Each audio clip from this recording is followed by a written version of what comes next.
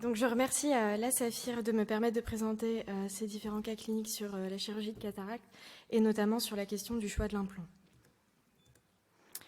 Le cas clinique numéro 1 concerne une patiente de 45 ans qui s'est présentée aux urgences ophtalmologiques de Reims pour un œil droit rouge et douloureux. Elle présente comme antécédent des douleurs assez atypiques, céphalées hémicrâniennes, étiquetées algie vasculaire de la face qui sont traitées par zomiltriptan et propranolol sans grande efficacité. L'examen clinique de l'œil droit retrouve une acuité visuelle effondrée à 1/20 avec une hypertonie et l'examen en lampe à fente retrouve un glaucome aigu par fermeture de l'angle sur une probable cataracte avec un fond d'œil non accessible. L'examen de l'œil gauche retrouve une acuité visuelle corrigée parfaite avec un œil normotone et l'examen en lampe à fente retrouve un angle étroit avec une cataracte et un pôle postérieur calme. Nous avons des difficultés à réaliser l'iridotomie périphérique à droite à cause de l'œdème de cornée qui est majeur, ce pourquoi nous posons l'indication d'une chirurgie de cataracte. Dans ces conditions, que mettriez-vous comme implant à droite? Lième la flèche.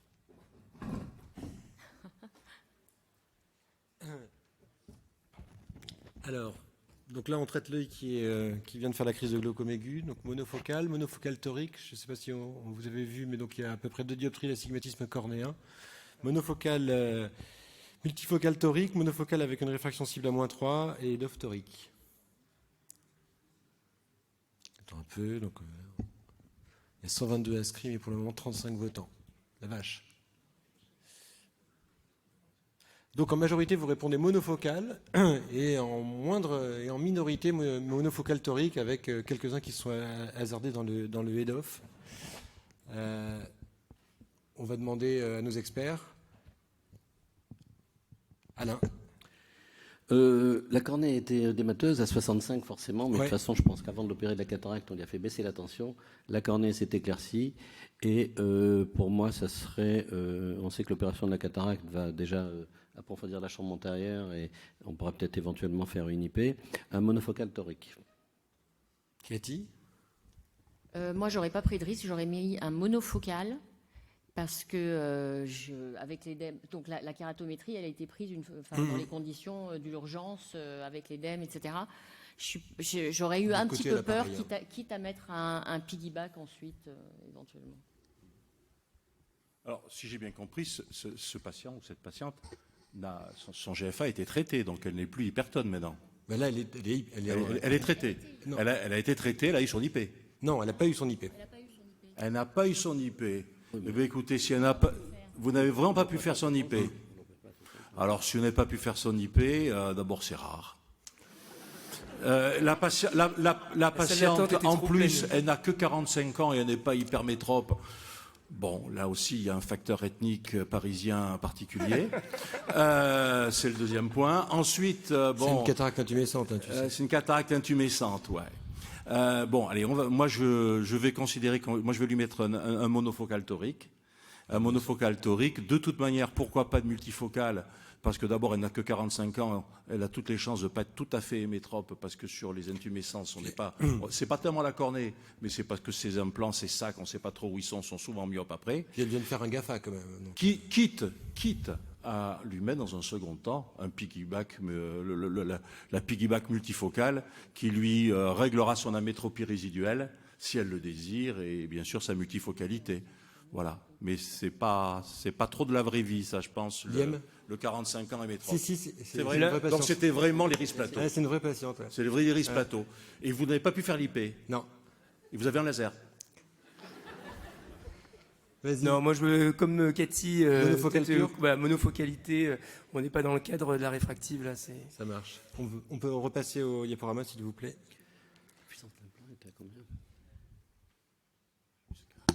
Alors, on vous demande, là on passe à l'œil gauche, avec plusieurs propositions, donc il faut passer au vote d'après. Une iridotomie périphérique peut être suffisante, donc là on va peut-être réussir à la faire si le laser fonctionne, Laurent.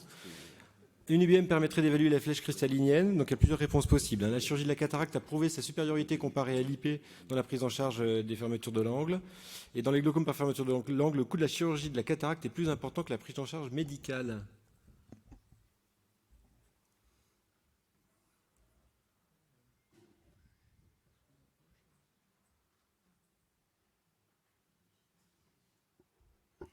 Ouais, c'est pas mal, hein. Ok, on peut revenir sur la diapo, c'est quoi on après? Ah oui. Alors, angle étroit, début de cataracte, plutôt IP, ou alors on va directement sur la chirurgie de la cataracte. IP. Mais j'ai vu qu'il y avait marqué hypertonie persistante, donc c'est un GFA passé à la chronicité. Bon, donc je suppose qu'on peut l'opérer même à 25 de tension, la cornée est claire. Une IP, faut la faire. Et l'opération de la cataracte va quand même aussi ouvrir l'angle, donc il y a deux choix. Voilà, iridectomie périphérique et chirurgie de la cataracte. Donc en fait, il était montré que la chirurgie de la cataracte était supérieure comparée à l'iridotomie périphérique quand on prenait en charge les hypertonies sur fermeture de l'angle. De toute façon, là déjà, il faudrait faire une IP bilatérale et puis après passer à la chirurgie. Bon, voilà, elle a déjà été opérée de l'œil droit et maintenant on est sur l'œil gauche. Donc on va passer juste à la suite. Je vais demander votre avis collectif pour la suite. Tiens, vas-y. Donc nous avons réalisé une échographie IBM pour estimer la flèche cristallinienne que nous avons estimée à 1,3, ce qui justifiait d'une chirurgie de cataracte à gauche pour prévenir la récidive d'une potentielle crise de GAFA à gauche. Dans ce contexte, que mettriez-vous comme implant à gauche? Donc elle a un monofocal ou un monofocal torique. Bon, en l'occurrence, elle a un monofocal torique à droite. Hein.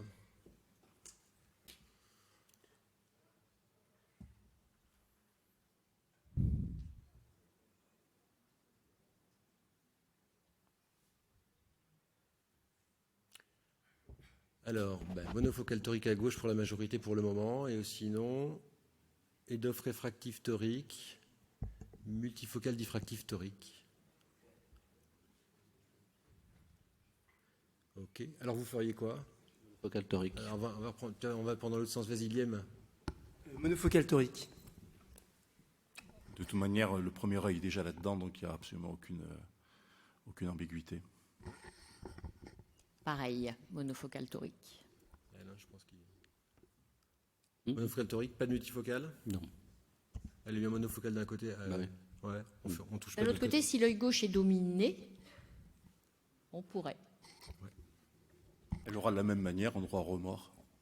Elle aura de la même manière un droit au remords avec le piggyback. Avec le piggyback, quand oui. tout sera bien, quand elle aura posé ses valises, un an ou deux après. Après, moi, je suis assez d'accord avec toi sur le bifocal diffractif conventionnel. On a quand même des bons résultats avec pas de perte de chance pour l'avenir. Donc, je crois qu'on peut discuter de ça. Bon, finalement, elle a eu un EDOF torique qui était un compromis entre les deux. Ça s'est bien passé. Donc, pour remonter à nos plus jeunes, l'assistance ici avec un marquage et la mise en place de l'implant sur le bon axe. Donc voilà le résultat. Hein. On a 10 P2 à 10. Pardon, vas-y. Donc lors du contrôle post-opératoire, la patiente était plutôt satisfaite puisqu'elle ne présente plus du tout de douleur. Elle a retrouvé une bonne acuité et normotone sans hypotonisant. Le cas clinique numéro 2 concerne cette fois-ci un patient de 52 ans qui vient en consultation pour un avis sur une possible chirurgie réfractive car il ne souhaite plus porter de lunettes. Il a déjà un frère opéré d'un prélex et un autre d'un presbylasique. Il est très exigeant en vision de près car il lit beaucoup, c'est un ancien documentaliste et ne pratique notamment pas de sport de combat. La réfraction montre une hypermétropie ainsi qu'un astigmatisme assez symétrique avec une acuité visuelle corrigée à 12 dixièmes. Le test à la fluorescéine est négatif et le cristallin est opalescent. Les examens paracliniques objectifs aussi ici au niveau des topographies plutôt régulières sans signe de kératocone fruste. Il n'existe pas d'aberration de haut degré et les profils fovelaires sont normaux. Quelle chirurgie serait indiquée chez ce patient?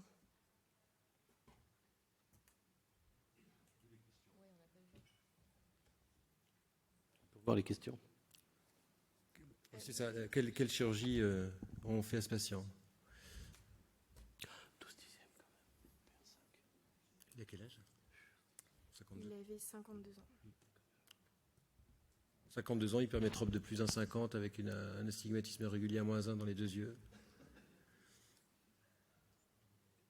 Donc on revient sur la question dont on a déjà débattu initialement, hein. Donc c'est toujours la même histoire, hein. Quand est-ce qu'on fait une chirurgie du cristallin, quand est-ce qu'on fait un presbylasique, hein. On est sur un cas limite, en équivalence sphérique, on est d'accord, hein. On n'est pas très loin de l'hémétrope. Donc il faudra ajuster. Là, le patient il a 52 ans, donc globalement je pense que vous aurez les mêmes réponses que la fois précédente, hein. Donc les deux premiers presbylasiques quoi qu'il arrive. Laurent réfléchira, mais là on est à 52. Parce que tu crois que le créateur connaissait le système décimal? Ouais. Je crois que ça mérite une discussion. Je pense qu'il y a des cas de réfractifs qui sont des cas badaboum, moins 3, 30 ans, 530 de pachymétrie, je ne veux pas de lunettes, signé ici. Voilà, là c'est des cas où on peut se permettre, à mon avis, de discuter, quelqu'un qui vient en confiance. On peut envisager une chose chez ce patient-là, c'est en bien lui expliquant les choses, c'est un prélex unilatéral, qui d'ailleurs limite les risques par 2, et bien expliquer à cette personne-là que ça sera plus, il y a un petit astigmatisme oblique bien sûr pour compliquer un peu les choses, mais ça sera stop ou encore. Et chez des patients souvent, ça peut être stop parce que de loin je suis un petit peu moins bien que l'autre côté, et ils reviennent 3 ans après parce qu'ils ont décompensé leur hypermétropie de l'autre côté, et là ça devient encore. Donc je pense que la gestion des patients presbytes, on doit sortir du principe que c'est absolument du one-shot. Eliem, le prélex unilatéral? Non, pas de prélex, je trouve qu'il est un peu trop jeune, effectivement. Voilà, je ferai la presbylasique aussi. Après, est-ce qu'il y a des antécédents familiaux d'écoulement? Enfin, pourquoi ne lui fait-on pas de prélex? Risque d'écoulement de rétine, bon là on commence à sortir la statistique, je les avais travaillés à plusieurs reprises, il n'y a pas grand-chose. Bon, le petit DPV qui va mettre son petit point noir qui va se balader, le risque de non-perfection optique, vous pouvez toujours lui faire un petit LASIK derrière, tout dépend quand même du niveau de compréhension de la personne, hein. On peut afficher l'écran à nouveau s'il vous plaît. Donc chez ce patient, nous avons réalisé un presbylasique qui a permis d'avoir une acuité visuelle sans correction à 3 mois de 10 dixièmes par INO 4 de l'œil droit et 7 dixièmes par INO 2 de l'œil gauche. Donc on a plusieurs questions au sujet de ce patient. Il était très exigeant en vision de près, j'ai entendu. Il était très exigeant. Il a changé ses exigences. Donc, arrête, il a 7 P2 sur son œil dominé. Alors on y va. Donc ce patient a eu un presbylasique. Ah non, c'est pas bon. Guillaume, tu t'es trompé. C'est le précédent. Ah, il y a un truc. Voilà, c'est ça. C'est sur ça qu'il faut voter. Donc le résultat visuel du presbylasique sera stable à long terme. Ce presbylasique contre-indiquera la pose d'implants multifocaux lors de la chirurgie de la cataracte. Il permettra de conserver une profondeur de champ et associer à des implants monofocaux pour préserver donc la vision intermédiaire au minimum. Les profils d'ablation actuels du presbylasique ne posent pas de problème pour les futurs calculs d'implants et un réfractif EDOF sera plus pertinent qu'un diffractif lors de la chirurgie. Donc on aborde la question pour clore doucement cette session masterclass en jaune de l'implantation après presbylasique, hein, chez les patients qui ont bénéficié d'un profil d'ablation presbyte. Donc le résultat visuel sera stable, il n'y en a pas trop, ça va. La presbylasique contre-indiquera la pose d'implants multifocaux, ça je pense qu'on va pouvoir en débattre. Permettra de conserver une profondeur de champ. Alors ça dépend de la stabilité. Et les gens préfèrent un réfractif EDOF à un diffractif, bon, 50-50. On y va. Alain, quels implants après une chirurgie de la presbytie bilatérale, hein? Donc là c'est un ténéo bilatéral avec un mild sur son œil dominant. Donc, et un strong avec bascule à -0,75 sur l'œil dominé. Au moment de la cataracte, je mettrai un IOL multifocal. Calculé en D, là, ça ne pose pas de problème. Avec un IOL master, malgré le presbylasique, c'est assez précis, très très précis. Et donc, pour moi, c'est B et D. Je mets un multifocal après calcul avec un IOL master. Diffractif? Diffractif, bien sûr. Cathy? Alors, je teste... Enfin, je m'aperçois maintenant que le recul est suffisant, enfin, chez certains patients qui ont été opérés de presbylasique et qu'on opère de cataracte, que le bump cornéen, il reste. Et il donne une profondeur de champ. Si vous faites lire, et je le fais maintenant de manière systématique, si vous faites lire un patient avec son œil dominant et son œil dominé quand il vient pour une chirurgie de la cataracte, de près, ils n'ont pas du tout la même acuité visuelle. Donc ils conservent une profondeur de champ. Donc moi, je mets soit un monofocal, je vise moins 0,50, et soit je mets un implant éventuellement, enfin ça peut se discuter, j'en mets moins, mais un implant à profondeur de champ alors c'est vrai que le calcul d'implant est bon, mais c'est plus sur le concept. Comme on a déjà des aberrations optiques et qu'on a quand même un bump cornéen qui persiste, même 10 ans après, je profite de ça pour mettre un implant qui n'est pas multifocal. Moi, je mets un multifocal diffractif bifocal. Bien sûr, c'est un presbylésique centré, bien évidemment, c'est-à-dire qui a gardé une qualité optique tout à fait correcte.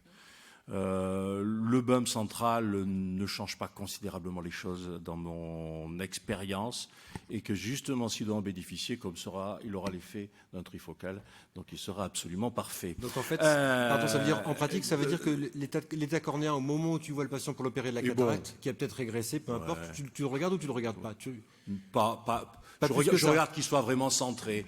Voilà. Ce que je veux dire, c'est qu'un presbylésique qui aurait complètement régressé, tu lui proposerais pas plus facilement un diffractif, alors qu'un presbylésique qui a un bon bump, tu lui proposerais pas autre chose. Ouais, mais même avec un bon bump, pour moi, dans mon expérience, quand même, c'est des gens qui ne voient pas très bien de près. Le presbylésique, quand on a parlé tout à l'heure du mécanisme, on a oublié un mécanisme qui est la rééducation de l'accommodation. Cette rééducation de l'accommodation, après, malgré tout, la pédagogie de l'accommodation à 65 ans était quand même un peu limitée. Et donc là, je ne compte pas trop dessus.